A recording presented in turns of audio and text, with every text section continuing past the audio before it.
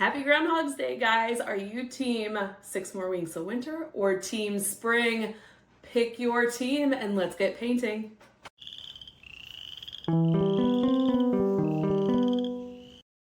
Welcome to Wild Development Studio, where we slow down and reconnect with nature through art, storytelling, and creative exploration. It's Groundhog's Day, so let's do some fun paintings. We're doing a really simple, fun wet and wet, and depending on if you are team spring or team winter is going to be the color palette that you choose for this project. Let's dive in. Materials needed: paper, outline, a pencil, a Sharpie, a mop brush, and the number 12 brush, paint, masking tape, paper towel, water without spilling this time, and a spray bottle with water. A little bit more detail about our materials. I'm using the Lita Art Supply watercolor pad. It is 140-pound cold press, and this is awesome to use for this project, and it's reasonably priced. I am also using a mop brush for this one. It is much bigger, and really this is a fun and simple project to do. We're going to lay down a bunch of water inside the groundhog, and then we're just going to drop in color and kind of let it do this really cool tie-dye effect. So this brush is what I'm going to be using. A number 12 can work. It's just going to take a lot longer to fill in all that space. I am using a number 12 to go in with the eye and the nose at the very end of the project. And then I'm also going to be doing a Sharpie because it's got a much thicker line than a Micron pen. And I really want some nice bold lines because it'll help keep the shape of the animal and some of the details inside, because it's going to kind of be wild and crazy and cool inside there. You can pick whichever color combination you would like, but to be fun, as far as we're rooting for spring to win or winter to win, you're either going to want a warm color palette or you're going to want a cool color palette. So for our warm weather people rooting for spring to come early, you're going to want some sort of red, a yellow, and an orange. And if you're still rooting for winter, I don't know why you would do that. You're going to want a green, a blue, and a violet. Now I'm using a phthalo green and a phthalo blue, and those guys can really stain. So I don't know if phthalo means staining in another language, but just be careful with those. Watercolors don't typically stain, but these guys do. Sometimes your reds will stain a little bit too, and they'll stain on the paper, which I did have a little whoopsie on my cool weather groundhog. So I'll show you how I fixed that later on. So pick which colors you want. Because these three are next to each other on the color wheel, the red, the yellow, and the orange, they're not going to muddy your colors when you mix them up. And a lot of that, I should do it like that. So we got red, orange, yellow. And these two, red and yellow, make orange. So if you don't even have an orange, you could just use a red and yellow, and you can mix on the page and be really fun. These are all next to each other on the color wheel as well, the green, the blue, and the violet. Now these two, the green and the violet, are both secondary colors, so you mix two primary colors together to get them. So maybe in some cases they could get a little bit muddy if you work them together. When I was playing around with them, they did not, and these all looked really good together.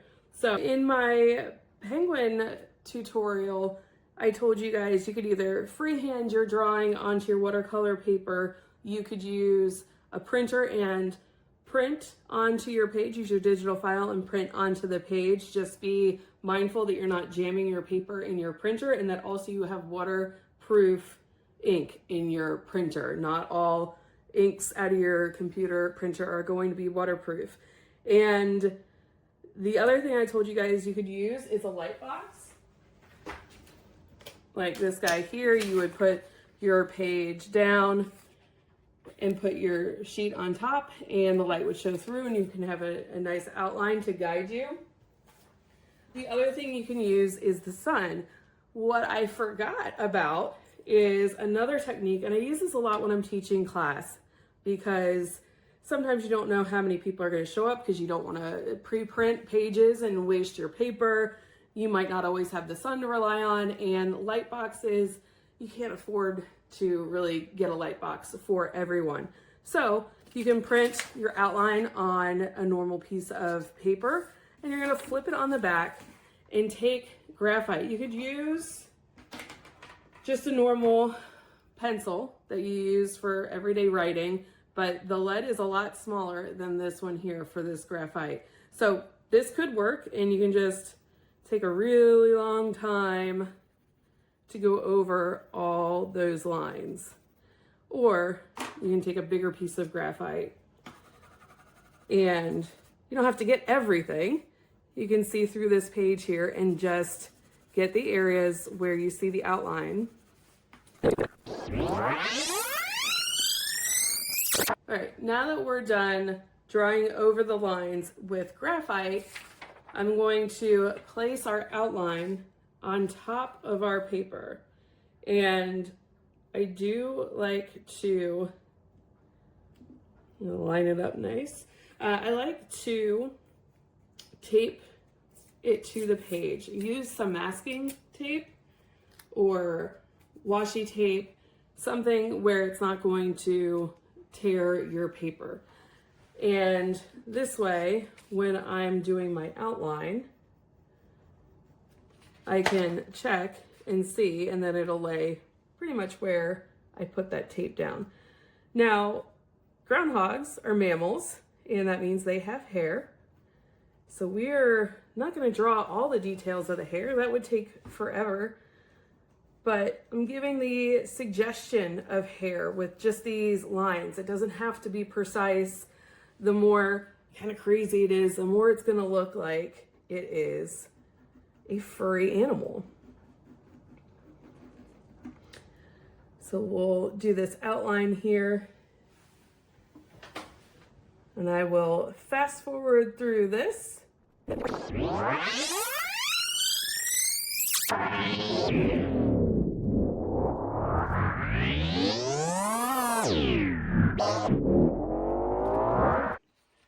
All right, so we have our pencil outline onto our watercolor paper.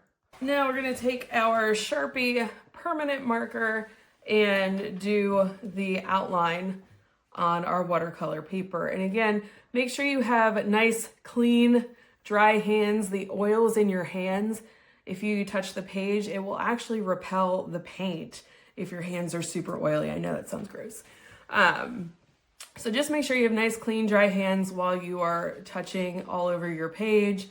Again, we're going to do a Sharpie permanent marker. You want to make sure it's the permanent marker so that when we go in with the water, it's not going to, the pen isn't going to bleed everywhere.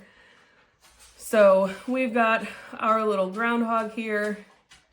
And speaking of furry things, my Fiona, hi girl, she just walked in. I'll post a little picture of her.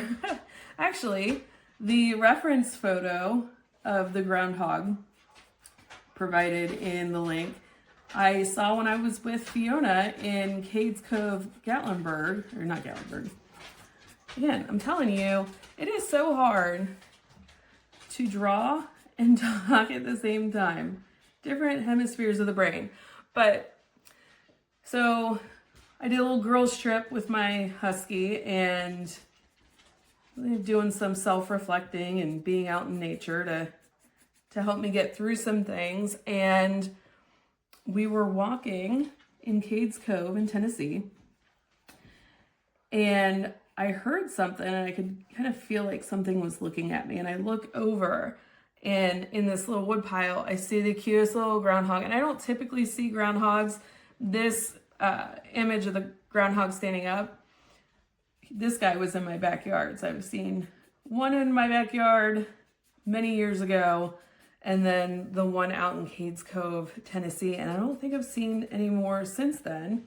Yeah, maybe along the side of the road really, really quickly. But these 2 times I was really able to see them up close and see how cool they are. They are related to squirrels.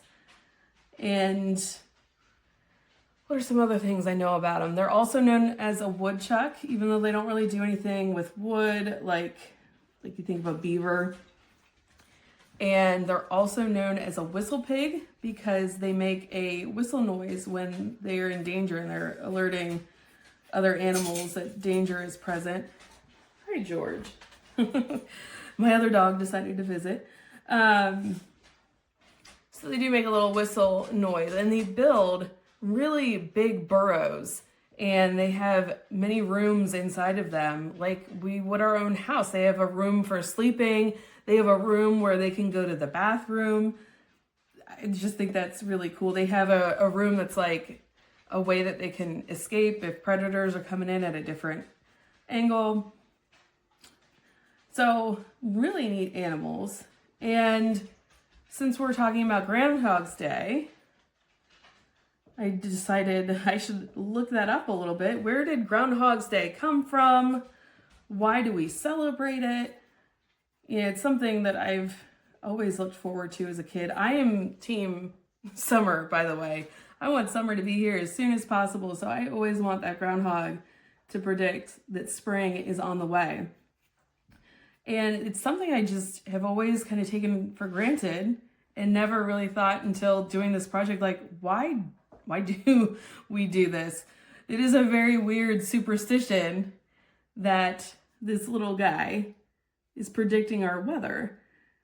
So when I looked it up, it started to cause more questions than answers because, well, for one, it started in, oh no, his fingers are a little bit shorter, but that's okay.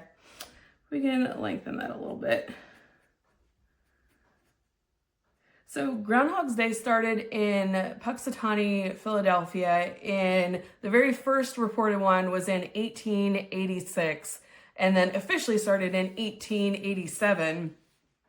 And I'm gonna include the wiki link because I didn't know this. I had to look it up. And so 1887 is when it started. It happens every year at Gobbler's Knob. There is an elk lodge where they meet to do this. And, okay, so I was kind of horrified when I found this part out. At this elk lodge, they used to hunt and serve groundhogs. And then they'd have this big picnic. And I think the first picnic with all these groundhog being served as meat was in 1887. And apparently they taste like chicken and pork, which is why they call them a whistle pig or a groundhog, because I guess little guy tastes like pork. I've never met anybody that's eaten groundhog, but how do they decide which one they're gonna eat and which one is Puxatawny Phil? I meant to look up how many Puxatawny Phils we've had since 1887. So I was like, okay, so that's where this happens every year, but when was the first one? Why did this even start to begin with? I guess in the 16th century, over in Europe, in German-speaking towns, hedgehogs were known to predict the weather. And the Christians in the area on February 2nd, they had a celebration called Candlemas. Now, I'm Catholic, and I have never heard of Candlemas ever in my life. And I guess they bring candles. Speaking of, here's a candle. They bring candles to the church to be blessed and then bring them back to their home. And then somehow that Mass and the date of that Mass on February 2nd people notice over time that the weather on Candlemas predicts when spring arrives. Because they already had this badger that predicted the weather, I guess the two eventually merged, and that was in the 16th century. And then when the Pennsylvania Dutch, or when the Dutch went over to Pennsylvania area, is when that started in the 1800s. So yeah, more questions than answers, really. I feel like I could go down a much bigger rabbit hole, and if somebody knows something different, I mean, I'm just going off of what I read on Wikipedia. And again, I'll provide that link. You can check my facts. So, all right. He's kind of an angry looking groundhog, but they kind of look like they're a little angry anyway. They are adorable. So I'm going to go ahead and erase these pencil lines. So you don't want the pencil lines to show. Once you get them wet, especially with the watercolor, and it's very hard to get rid of them. There's something with the way that the water reacts with the pencil. It's going to stay on the page. All right, so here is our outline for our little groundhog.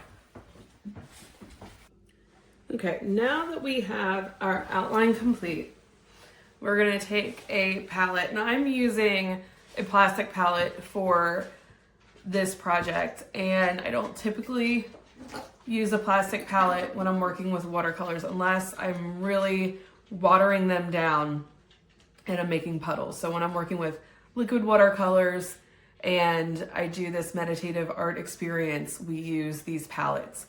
So because we're doing this like tie-dye effect and just laying a bunch of color down, we are going to mix up our watercolors so that they are nice and that milky consistency, so that we don't have to keep going back and forth and mixing up more, like for example I did with the penguin outline.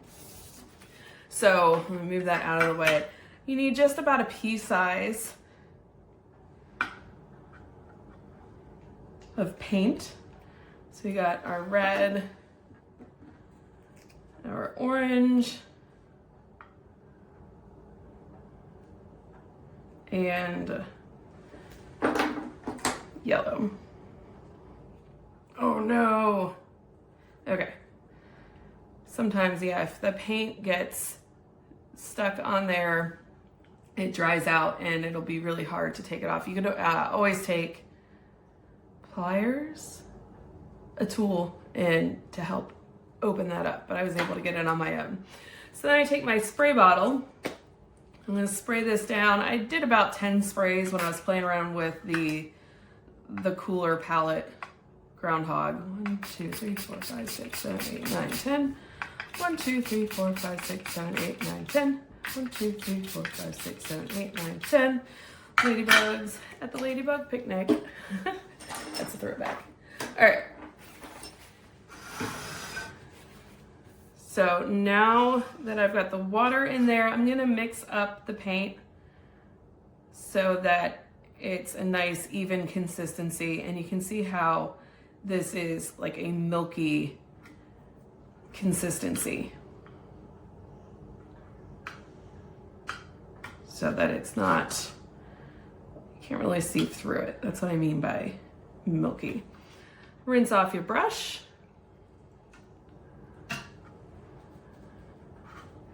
And do the same thing with the orange and then also the red.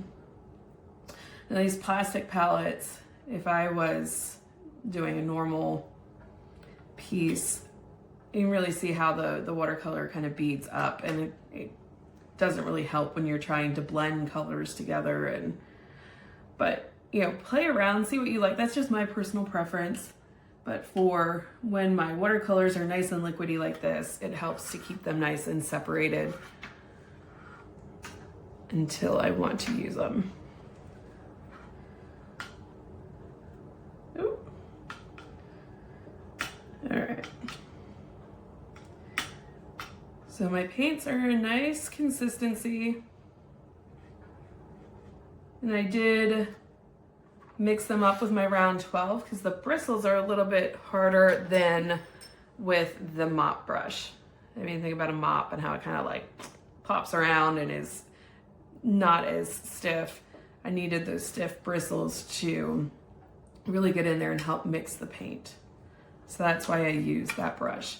All right, so I'm gonna clean off my brush and clean up my tabletop, and then I'm gonna get some fresh water, and when we come back, we're gonna dive in and start painting. Now, I am going to try to avoid the nose, the eye, and then his little itty bitty tooth there. If you happen to get into those areas, that's okay. I'll show you how we can fix that a little bit later on. And we're just doing the one layer of wet on wet, and it's a nice thick dark outline. So even if you do go over those areas, you'll still be able to see it to go back in and fix it. We're gonna be making the nose like a darker color. If you have a Payne's gray or like a brown or something like that, their noses are like a darker color. And then I'm gonna be using a burnt umber for the eyeball. Also, when I'm doing this, I'm gonna leave the belly a lighter color, so I'll probably use a yellow and kind of the top of the face and the ear area here. And if I wanted to create some shadow, some depth, I'm going to add a little bit of darker color here, darker color up into the arms here, but you don't have to do that. I like to do that to try and make it feel a little bit more realistic using those funky colors. And that's what I do when I'm doing my pet portraits. I'll kind of substitute colors and play around, and lighter colors go in lighter areas and your darker colors go in darker colors. But this is your groundhog.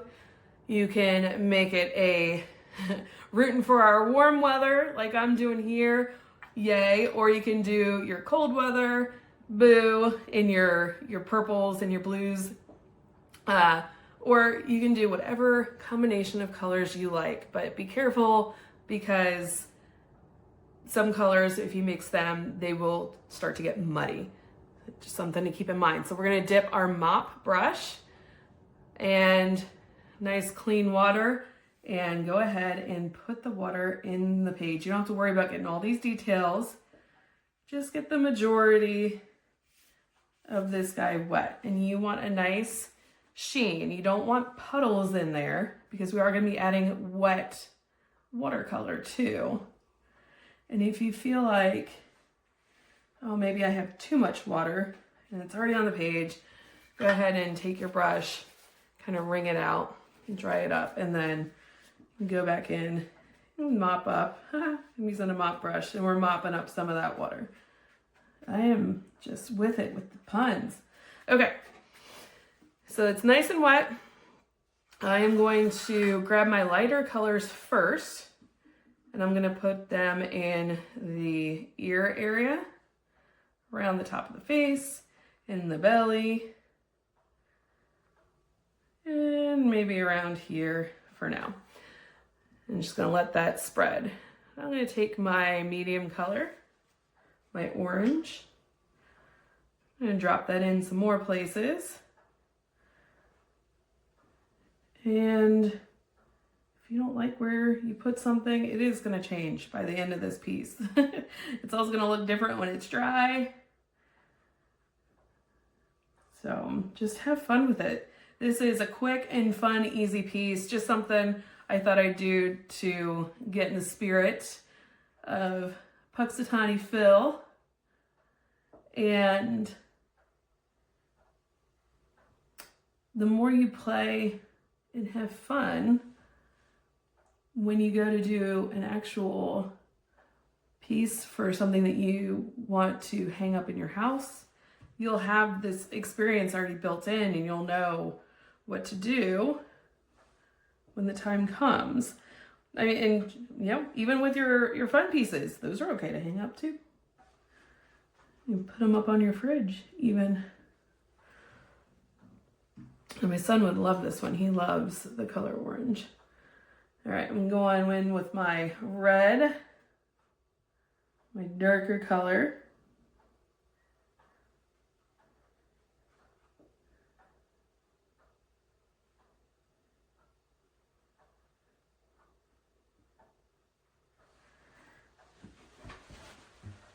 It is gonna pool and puddle a little bit.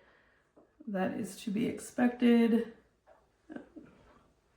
Not a fan of how that looked. I wanted to keep my ear nice and light. So I'm gonna fix that by cleaning off my brush. I'm gonna dry it and again, mop up that area. You can use your brush or you can also use a clean paper towel. A little clean area and go boop. So I'm gonna add some yellow back into that area.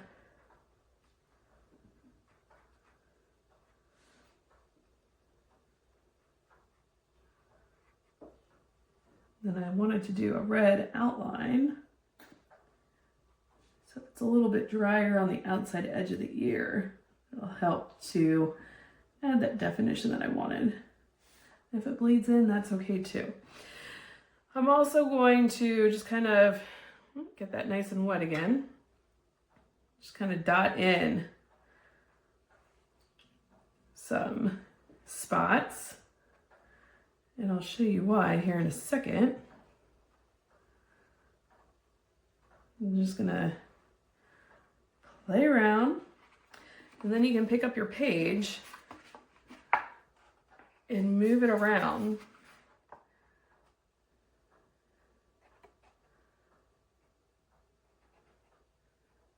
And it really helps to create that tie-dye-like effect.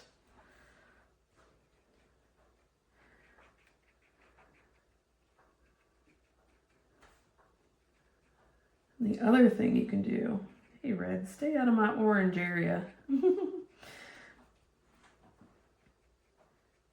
The other thing you can do is pick up a little bit of paint and splatter it in there and it'll bloom out. I find it's hard to splatter with the mop brush because again, it's floppy. It's better to do that with the round 12 brush.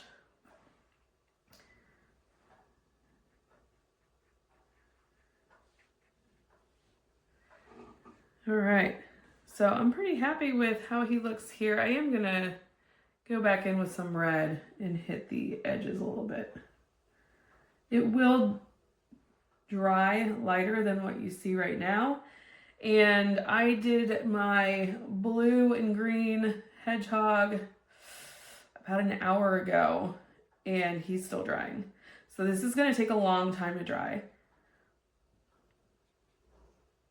So keep that in mind too.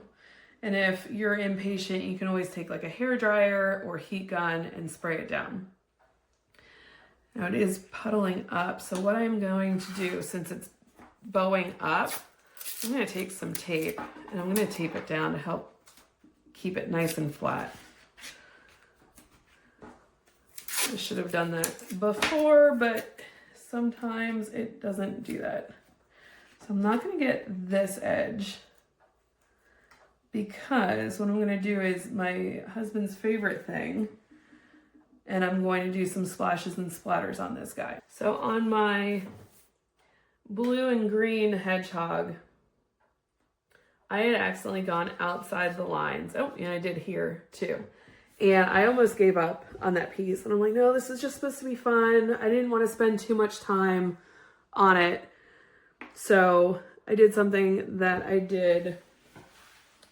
currently do with a lot of my pet portraits is I take my number 12 and you're going to match up the color that you have here and do a thick band of color just along this edge. I'm going to do it on the outside edge here because if I get it in here where it's wet, it's going to spread out that way. And then I'm going to take a straw and blow it out and it's going to create these splashes and it helps to fill out this negative space. It gives the eye something to look at. It almost creates some movement to the piece and it's fun. It's a ton of fun to do. So I don't have enough red. So I'm going to mix up a little bit more red.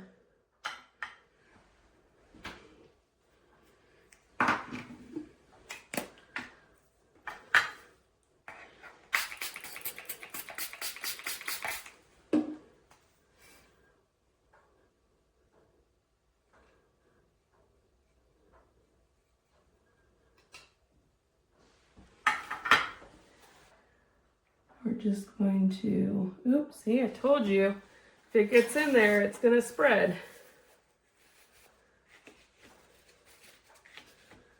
Apparently that ear is just supposed to stay red and not yellow.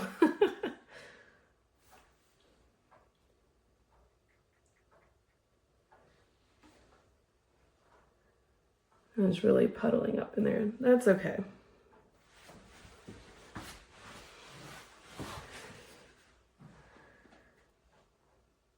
You don't want it too drippy, otherwise it will be a little bit harder to control. And you are going to go along this outside edge of the groundhog. And if it starts to spread, go ahead and grab your straw and do that. Kind of creates a cool effect. I enjoy it. I was very afraid to paint backgrounds for the longest time because I'd spent so much time painting my image. I didn't want to ruin it by putting in a background that maybe didn't look as good.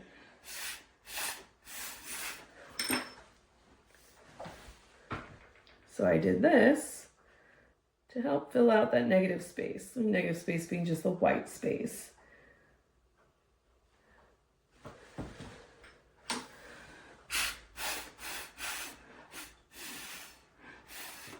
And then just be careful where you're dripping. You want to make sure you're doing it on something that you can clean up later. And then I'm going to take my little piece of paper and I'm going to do some splatters. So you're just going to tap the top of your brush that's loaded up with some paint.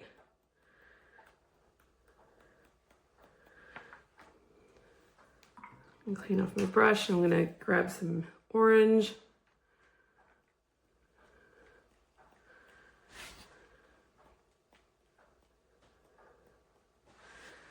All right, so I gotta let this guy dry, and when he's all dry, we will come back and do the eyeball, the nose, and the tooth. Then we'll be all done. All right, everything is dry, so we're just gonna go in and do some of those details.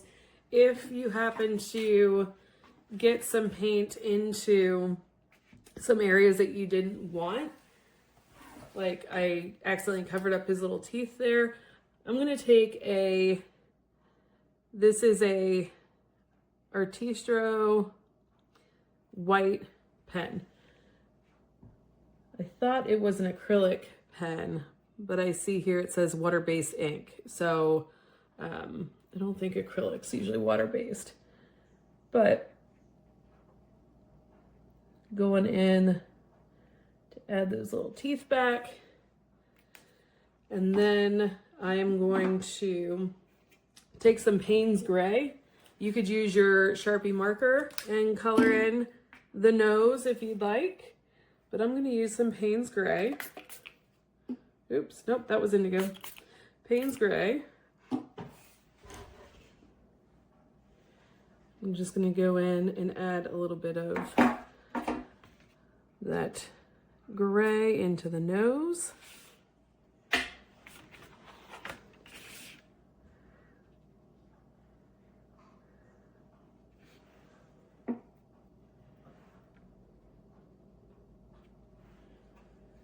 And then I'm also going to add in some burnt umber into the eyeball. I'm pretty sure one of my husband's favorite art jokes is that artists don't know how to cook umber or sienna because you have a raw umber and sienna and burnt. It's either raw or it's burnt. Umber and sienna.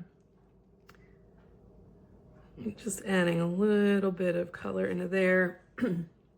Then I'm going to go back after it dries in a second and add in a highlight. And just add some of that brown into the eye here. His tooth is visible, so I'm good with that. And then adding some more of that Payne's gray into here. I looked up earlier when is the groundhog right, or what percentage of the times is the groundhog correct? And he only has, or she, I guess, it can be either or. The groundhog only has a 35 to 39% accuracy. And that's according to NOAA. Also, according to NOAA, meteorologists get it right 90% of the time. I don't know about that. I think they're a little bit biased in their assessment there. But they said, you know, meteorologists have satellites and all that kind of stuff. But there is apparently another groundhog named Staten Island Chuck, and apparently he's right 85% of the time. So I don't know why we have a chokehold on Puxatawny Phil, and while we're listening to him, we should be listening to Staten Island Chuck, because apparently he knows what's up when it comes to the weather. I'm going to take a little bit of white gouache and just add a little bit of a highlight there. I'm also going to take my Sharpie and darken up the black part of the eye.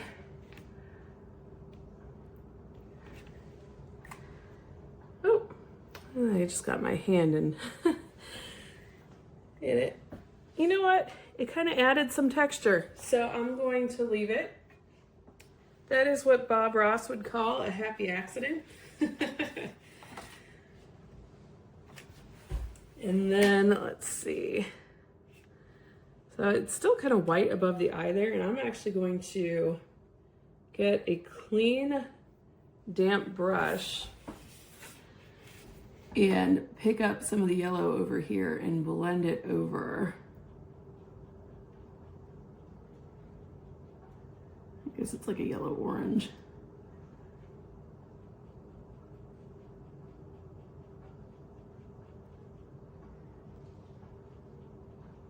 There we go, it's kind of blended out. Just so it's not a stark white right above the eye. Oh. Nope, it's just lifting right off the page even more. Let's borrow a little bit of color from one of these spots we got going on over here. And we'll drop it in right here.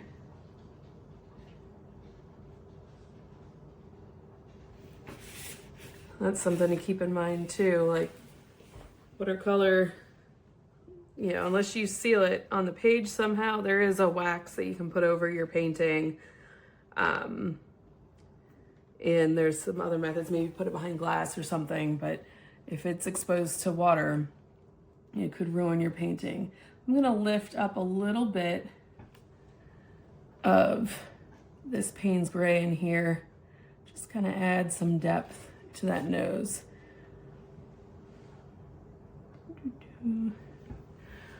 All right. So there is our groundhogs. And you know what? I don't like how his nails are kind of naked over here. So I'm going to take a Sharpie and just fill them in. It's almost giving the lady from Wicked vibes now. The really long fingernails.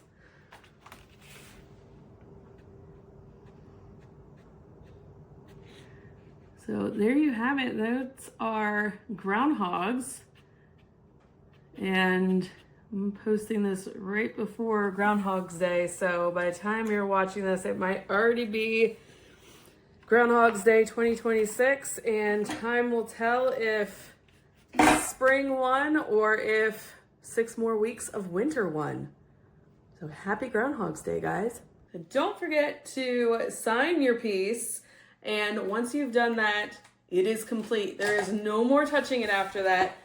And then you've got your finished either winter groundhog or your spring groundhog. I hope you had a ton of fun painting this project. I had a lot of fun with you. And come back soon. We've got some Valentine's Day projects coming up. Super excited for it. Until next time, get outside, see what develops, and stay wild.